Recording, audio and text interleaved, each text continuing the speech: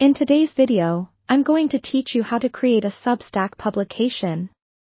Let's get started on this simple yet fulfilling journey.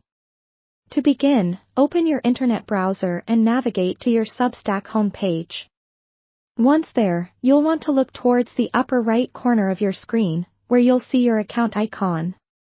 Clicking on this will reveal a drop-down menu. In that menu, you'll find the settings option. Go ahead and click on it. This action will direct you to a new page that houses various settings related to your account.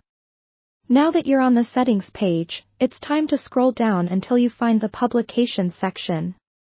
This area is specifically designed for managing your current publications or, in this case, creating a new one.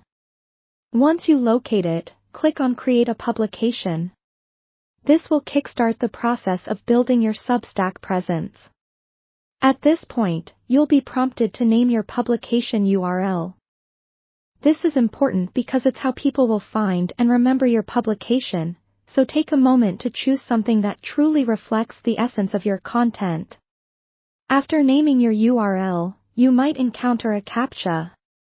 If this happens, simply complete it to proceed further. Doing this helps ensure that the creation process is being carried out by a real person, not an automated system. Next, click on Continue. This step is crucial as it saves all the information you've entered so far and moves you closer to having your publication live. Following this, you'll be presented with the option to import your mailing list. If you already have a list of contacts or subscribers from another platform, this feature can be incredibly handy. However, if you're starting fresh or prefer to tackle this at a later time, you can definitely skip it for now. After that, you'll again see a chance to add subscribers. You can choose to add them or skip this for the moment as well. As you move along, you'll notice an option to recommend 5 existing authors on Substack whom you might find inspiring or similar in style.